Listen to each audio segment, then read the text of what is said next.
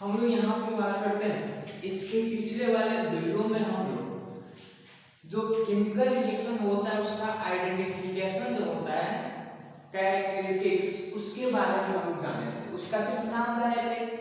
आज हम लोग यहाँ पे जानेंगे चेंज इन कलर, उन सभी नामों, उन सभी आइडेंटिफिकेशनों के बारे में डीपली पढ़ेंगे।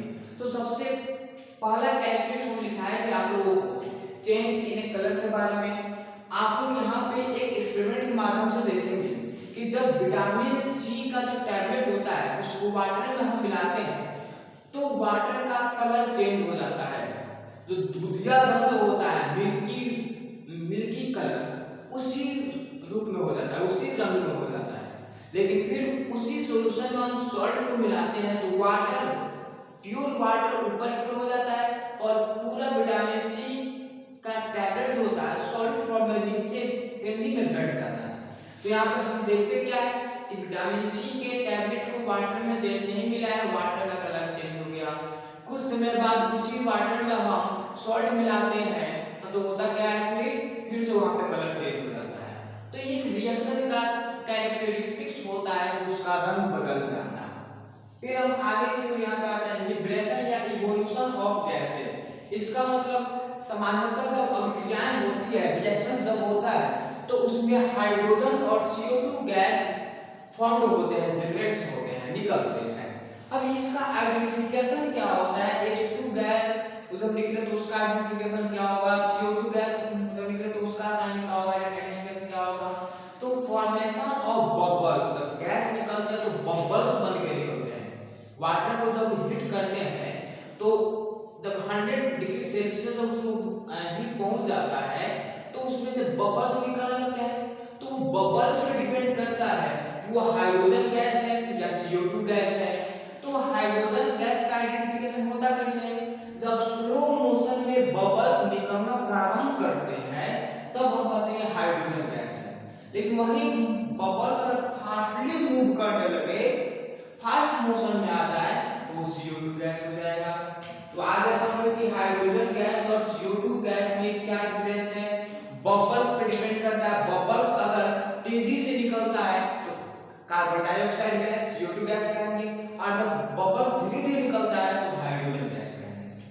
अब चेंज इन स्टेट तो हम बात करते हैं NH4 अमोनिया, ये जो होता है यह गैस के फॉर्म में होता है, और HCl हाइड्रोक्लोरिक एसिड यह लिक्विड के फॉर्म में होता है। जब दोनों को मिलाते हैं तो NH4Cl हम लोग इसे नौसागर के रूप में जानते हैं, यह सॉलिड फॉर्म में आता है। यह था क्या, यह गैस के फॉर्म में है और यह जो है यह लिक्विड के फॉर्म में है। लेकिन इनसे जो नया सब्सटेंस बना यह किस फॉर्म में है, यह सॉलिड फॉर्म में है। तो स्टेट चेंज हुआ कि नहीं, यह गैस स्टेट में था, यह लिक्विड स्टेट में था, दोनों को मिलाया हम सॉलिड स्टेट आ गया। या एक और एग्जांपल इसका देखना चाहेंगे, एग्जांपल नंबर 1, एग्जांपल नंबर 2 की बात करते हैं तो हाइड्रोजन यह तो गैस फॉर्म में है, ऑक्सीजन ये भी तो गैस फॉर्म में होता है, इसको मिलाते हैं तो H2O बन जाता है, और H2O हम लोग जानते हैं लिक्विड फॉर्म में होता है। तो हाइड्रोजन है गैस स्टेट में है, ऑक्सीजन है ये भी गैस स्टेट में है, लेकिन दोनों जब मिला H2O बना तो लिक्विड स्टेट में हुआ। तो स्टेट चेंज हुआ कि नहीं, ये भी एक रिएक्शन का कैरेक्टरिस्टिक्स है। अब यहाँ पे बात करते हैं फॉर्मेशन ऑफ, अब यहाँ पे औक्षेप का बनना हम लोग जानेंगे। तो ये इसका जो औक्षेप होता है तो ये होता क्या है, तो एक ऐसा सब्सटेंस जिसको हम एक्वस सॉल्यूशन में मिलाते हो तो वो इनसोल्युबल हो जाता है। ऐसा सब्सटेंस जब हम उसे एक्वस सॉल्यूशन में जब मिलाते हो तो कुछ पार्ट उसका इनसोल्युबल बन जाता है, उसी को प्रेसिपिटेट कहते हैं, औक्षेप कहते हैं। आगे समझ, तो इस तरह से हम चार जो कैरेक्टरिस्टिक हम लोग जाने। अब चेंज इन टेम्परेचर के बारे में हम लोग जानेंगे कि उसका क्या होता है, उसका एग्जांपल जानेंगे, उसके अंदर जो रिएक्शन आता है वो भी जानेंगे हम लोग। तो इतना अब होता है कि फिर किसी फिर आगे बढ़ते हैं। अब यहाँ पे पांचवा कैरेक्टरिस्टिक्स के बारे में हम लोग स्टडी करेंगे, जिसे हम लोग कहते हैं चेंज इन टेम्परेचर, तापमान में जो चेंज होता है उसके आधार पे। तो टोटली जो हम यहाँ पे टेम्परेचर की बात करते हैं, यह दो तरह का टेम्परेचर होता है।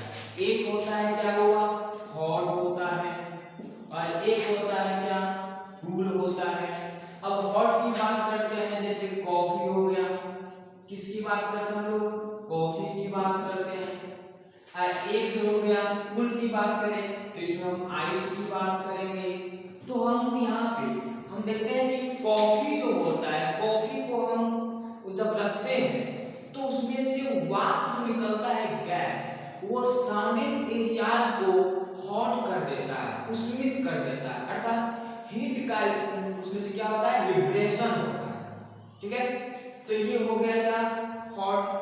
कूल की बात करते हैं, जब आइस को निकाल कर रखते हैं तो आइस अपने आसपास के एरिया के सारे ऊष्मा को ऑब्जर्व कर लेता है और अपने अंदर के हीटनेस को बाहर निकालकर सराउंडिंग एरियाज को कूल कर देता है। इसके हिसाब से, टेम्परेचर के हिसाब से रिएक्शन टू टाइप्स के हो जाते हैं। तो यहाँ पे लिखेंगे टाइप्स ऑफ रिएक्शन, और यहाँ पे क्या लिखूंगा, types of chemical reaction. Chemical reaction के टाइप्स हम लोग जानेंगे। चलिए किसका type, on the basis of temperature. तो यहाँ पे लिखेंगे there are two types of chemical reaction. Chemical reaction के टोटली दो तरह होते हैं, on the basis of temperature. Temperature के आधार पर केमिकल रिएक्शन जो होते हैं टोटली दो तरह के होते हैं। एक होता है एंडोथर्मिक रिएक्शन और एक होता है एक्टोथर्मिक रिएक्शन। वो कौन कौन सा होता है, एक नंबर में हम लिखेंगे यहाँ पे क्या, एंडोथर्मिक। क्या लिखेंगे, एंडोथर्मिक केमिकल रिएक्शन। नंबर दो जो होता है, दो में हम लोग क्या करते हैं, एक्टोथर्मिक केमिकल रिएक्शन। यह होता है एक्टोथर्मिक केमिकल रिएक्शन का आएगा। अब यहाँ पे हम इन दोनों रिएक्शन के बारे में स्टडी करेंगे। तो इतना आप लोग लिखे लो, फिर आगे पढ़ते हैं। तो हम लोग यहाँ पे एंडोथर्मिक केमिकल रिएक्शन और एक्टोथर्मिक केमिकल रिएक्शन के बारे में थोड़ा डीपली पढ़ेंगे। तो सबसे पहले हम लोग यहाँ पे एंडोथर्मिक केमिकल रिएक्शन के बारे में जानेंगे। एंडोथर्मिक केमिकल रिएक्शन किसे कहते हैं, तो यहाँ पे लिखा है the reaction in which heat is unsurrounded is called endothermic chemical reaction. इसका मतलब ऐसा रिएक्शन जिसके अंतर्गत अपने आसपास के एरिया पे जितना भी हीट है सभी को सभी अपने अंदर ऑब्जॉर्व कर ले और बाहर के एरिया को कूल कर दे, उससे हम लोग एंडोथर्मिक केमिकल रिएक्शन कहेंगे। लेकिन एक्टोथर्मिक ठीक इसके विपरीत होता है, अपोजिट होता है। वो अपने अंदर से हीट को रिप्रोड्यूस करता है और बाहर के सराउंडिंग एरियाज को क्या करता है, हॉटर बना देता है, गर्म कर देता है, उसे हम एक्टोथर्मिक कहते हैं। जैसे यहाँ पे कार्बन और ऑक्सीजन का जब कॉम्बिनेशन होता है तो CO2 तो बनता है यहाँ पे, और CO2 गैस बनने के बाद यहाँ पे हीट भी बनता है। आप लोग अपने नाक के पास हाथ लेकर जाएंगे और सांस को लेकर सांस को जैसे ही छोड़ेंगे तो हाथ आपका हीट हो जाएगा, गर्म हो जाएगा, फील होगा कि जो हवा आ रही है, जो गैस अंदर से निकल रही है वो हॉट है, गर्म है। इसका मतलब रिस्पायरेशन तो होता है, वो क्या है, एक्टोथर्मिक केमिकल रिएक्शन है। आगे समझ में। अब यहाँ पे हम अगला टॉपिक के बारे में बात करते हैं, केमिकल इक्वेशन। केमिकल इक्वेशन किसे कहते हैं, जो हम लोग सारा रिएक्शन लिखते हैं, जो भी केमिकल रिएक्शन होता है उसको हम जो लिखते हैं उसी को हम लोग क्या कहते हैं, केमिकल इक्वेशन कहते हैं। अब केमिकल इक्वेशन लिखने के लिए केमिकल रिएक्शन लिखने के लिए हमारे पास दो मेथड होते हैं। केमिकल रिएक्शन को लिखने के लिए हमारे पास दो मेथड होते हैं, वो भी जानेंगे यहाँ पे हम। तो केमिकल रिएक्शन को दो मेथड से कौन कौन से लिखते हैं, एक होता है सिंबॉलिक मेथड और एक होता है वर्ड। अगर तो इसी को हम सिंबॉलिक इक्वेशन कहते हैं और वर्ड इक्वेशन भी कहते हैं। तो इस तरह से अगर आपको पूछा जाए कि व्हाट इज केमिकल इक्वेशन, तो आप लोग ये कहेंगे the representation of chemical reaction की सिंबल या word is called chemical equation. इसका मतलब किसी भी रिएक्शन को, किसी भी केमिकल रिएक्शन को सिंबल या वर्ड में सूचित करते हैं तो उसी को हम केमिकल इक्वेशन कहते हैं। एग्जांपल में देखा जाए, जैसे हम लोग ऐसे कहते हैं when magnesium, when magnesium reborn after cleaning reacts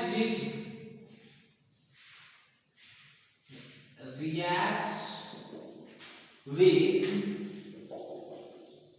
oxygen gas, oxygen आपको लिखना आता हुआ oxygen gas, then formed after burning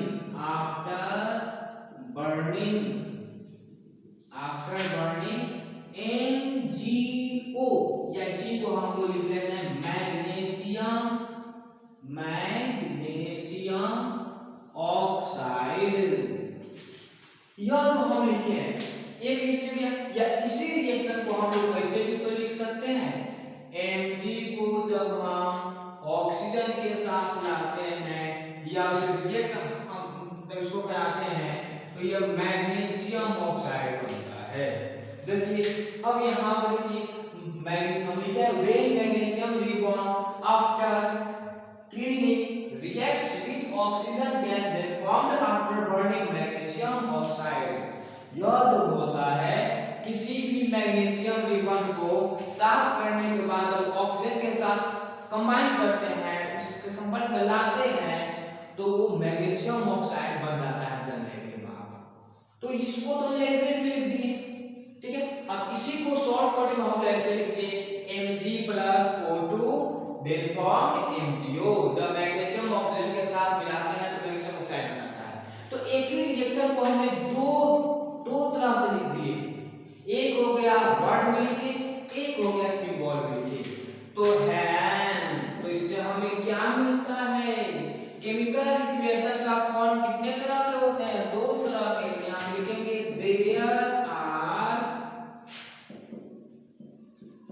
to form of chemical equation. कौन कौन सा फॉर्म, एक नंबर में यहाँ पे लिख लेते हैं हम लोग क्या, word equation, word chemical equation. और नंबर सेकंड जो हो जाएगा जिसे हम लोग क्या कहेंगे, सिंबॉलिक केमिकल इक्वेशन। क्या होगा, सिंबॉलिक केमिकल इक्वेशन होगा। तो आप लोग यहाँ पे जान गए कि जब वर्ड में लिखेंगे तो वर्ड केमिकल इक्वेशन कहलाएगा, जब सिंबल में लिखेंगे तो सिंबॉलिक केमिकल इक्वेशन कहलाएगा। तो इतना समझ गए आप लोग। अब हम लोग इसके आगे स्टार्ट करेंगे पढ़ना, इतना आपको तारीफ होगा। अब हम लोग यहाँ पे rules of writing of chemical equation, जो केमिकल इक्वेशन जो लिखते हैं उसका रूल हम लोग जानेंगे कि किस तरह से केमिकल इक्वेशन लिखा जाए। तो हम आपको बताएं कि केमिकल इक्वेशन में दो कंपोनेंट इंपॉर्टेंट होते हैं, रिएक्टेंट और रिजल्ट। तो यहाँ पे जो रिएक्टेंट जो होते हैं उनको हम हमेशा लेफ्ट साइड में लिखते हैं, और एक से अधिक जब रिएक्टेंट होते हैं तो उन दोनों के बीच में पॉजिटिव साइन देते हैं। ऐसे ए और बी रिएक्टेंट है तो ए लिखकर एडिशन का साइन देंगे, फिर बी लिखेंगे। वैसे ही यहाँ पे रिजल्ट जो होते हैं उनको हमेशा हम राइट साइड में लिखते हैं, इधर रिएक्टेंट रहेगा इधर रिजल्ट रहेगा, और उसके बीच में भी पॉजिटिव साइन रहेगा अगर एक से अधिक रहेगा तब। और फिर यहाँ पे एरो का साइन जो होता है रिएक्टेंट और रिजल्ट के बीच में एरो का साइन होता है, ठीक है। जैसे ये दोनों के मिलने से ये एक बना, तो दोनों को लिखकर एरो का साइन देंगे फिर ये बना। उसके बाद होता है जो अपवार्ड एरो का साइन हम देते हैं कब, कि जब उसमें गैस निकलता है तो इक्वेशन जो होता है ना, या उस इक्वेशन में जो कंपाउंड होते हैं जो गैस के फॉर्म होते हैं उसी कंपाउंड के राइट साइड को हम एरो का साइन देते हैं। और साइन नीचे डाउनवर्ड एरो का साइन हम देते हैं कब, जब कोई कंपाउंड इनसोल्यूबल होता है तब हम वहां पे डाउनवर्ड साइन देते हैं। अगर हीट निकलता है तो इक्वेशन के राइट साइड में हम हीट लिख देते हैं। उसके बाद जो कंपाउंड पार्टिसिपेट होते हैं रिएक्शन में या जो सब्सटेंस पार्टिसिपेट होते हैं रिएक्शन में वो जिस स्टेट को होते हैं वो स्टेट इंडिकेट कर दिया जाता है उसी के बाद। ठीक है, अब इसका हम एक रिएक्शन हम देखेंगे और उसी में ये सभी हम आप लोगों को बताएंगे। ओके, इसको साफ कर दे रहे हैं, इसको आप उतार दीजिएगा सबको। तो यहाँ पर हम एग्जांपल के माध्यम से जो रिएक्शन इक्वेशन लिखने के जो रूल होते हैं उस रूल को समझेंगे। तो हम यहाँ बात कर रहे हैं कि मैग्नीशियम ऑक्सीजन के साथ मिलकर क्या मैग्नीशियम ऑक्साइड बना रहे हैं, तो मैग्नीशियम और ऑक्सीजन ये दोनों यहाँ पर रिएक्टेंट कराएंगे और एक सभी रिएक्टेंट है जिसके बीच में हम क्या देंगे, पॉजिटिव साइन देंगे। अब ये दोनों के मिलने से ये बना है तो इसे हम क्या कहेंगे, रिजल्ट कहेंगे, और ये दोनों के बीच में एरो का साइन देंगे ताकि आइडेंटिफाई हो सके कि अगर इन दोनों के मिलने से ये बनता है। अब यहाँ पे Mg की बात करते हैं तो ये Mg जो होता है ये सॉलिड फॉर्म में होता है। किस फॉर्म में, किस स्टेट में होता है, सॉलिड स्टेट में। तो इसके राइट साइड में A से लिख देते हैं, आइडेंटिफाई हो जाएगा सॉलिड है। और ऑक्सीजन हम लोग जानते हैं हवा होता है तो गैस फॉर्म में होता है, गैस स्टेट में होता है। तो ऑक्सीजन के राइट साइड में क्या लिख देंगे, G लिख देंगे, G इंडिकेट करेंगे किसको, गैस को। अब यहाँ पे Mg और O2 के मिलने से MgO बना है। MgO जो होता है यह सॉलिड फॉर्म में होता है, तो MgO के बाद हम S लिखते हैं, सॉलिड लिखते। अब लेड नाइट्रेट जो होता है इसमें देखते हैं, लेड नाइट्रेट जो होता है ये एक्वियस सॉल्यूशन होता है अर्थात लिक्विड जैसा होता है, इसे हम लोग एक्वियस लिख देंगे, AQ के द्वारा इंडिकेट कर देंगे। इसके स्टेट को इंडिकेट कर दिया। वैसे Ki जो है यह भी एक्वियस सॉल्यूशन ही कहलाएगा। तो AQ हमने लिख दिया, दोनों का कॉम्बिनेशन हुआ, Pb जो है I के साथ कंबाइन होकर PbI2 लेड आयोडाइड बना दिया जो सॉलिड फॉर्म में होगा। किस फॉर्म में होगा, सॉलिड फॉर्म में होगा। और यह जो है नीचे बैठ जाएगा बेंजीन में, क्यों, क्योंकि सॉलिड फॉर्म में है। और एरो का साइन किस चीज को इंडिकेट करता है, पीपीटी को। पीपीटी को हम क्या कहते हैं, प्रेसिपिटेट कहते हैं, इसी को कहा जाता है पीपीटी कहा जाता है, याद रखिए हम लोग। तो इस तरह से हम लोग इतना समझ गए, आ गया समझ में। तो ये एग्जांपल आप लोग लिखिए लोग, फिर हम लोग यहाँ पे इसके टाइप्स के बारे में लिखेंगे। तो आइए लोग इसका टाइप्स भी हम जान लेते हैं। तो अब यहाँ पे इक्वेशन के लिखने के रूल जान गए, उसके फॉर्म जान गए, अब इसका टाइप्स बारे में यहाँ पे टॉपिक बनाएंगे हम लोग, क्या होगा, types of chemical equation. Chemical equation तो ये टोटली दो तरह के होते हैं। यहाँ पे लिखेंगे there are mainly two types of chemical reaction, two types of equation होगा, केमिकल इक्वेशन। अब वो कौन कौन सा होता है, तो एक नंबर में क्या होगा, एक नंबर में होगा बैलेंस केमिकल इक्वेशन। और नंबर सेकंड जो होगा जिसको हम क्या कहेंगे, अनबैलेंस केमिकल इक्वेशन। इस तरह से केमिकल इक्वेशन के कितने टाइप्स हुए, दो टाइप्स हुए, एक हुआ बैलेंस केमिकल इक्वेशन, एक हुआ अनबैलेंस केमिकल इक्वेशन। जैसे मान लेते कि हमारे पास दो मार्कर है और इस मार्कर को इस पे रख दिए, इस मार्कर को इस पे रख दिए और हमें अंदाज होगा कि दोनों मार्कर का वेट एक ही समान है, इसका क्वांटिटी है जो एक ही समान है, इसे हम बैलेंस कहेंगे। लेकिन अगर ये ऐसा कर दें, इसका मतलब इसमें वेट ज्यादा है, इसमें वेट क्या है, कम है, तो इसे हम क्या कहेंगे, अनबैलेंस कहेंगे। वैसा ही जो केमिकल रिएक्शन जो होता है ना, ये रिएक्शन जो होता है ना, एक तरफ रिएक्टेंट रहता है और एक तरफ रिजल्ट रहता है। तो रिएक्टेंट के जितने भी सारे कंपोनेंट आते हैं, एलिमेंट्स आते हैं, उनमें नंबर ऑफ एटम्स, और इनमें भी जितने भी सारे एलिमेंट्स हैं उनका number of atoms, each atom तो क्या होंगे, अगर बराबर होंगे तो बैलेंस होगा, अगर नहीं बराबर होंगे तो अनबैलेंस होगा। इसको लिखे लो, फिर हम लोग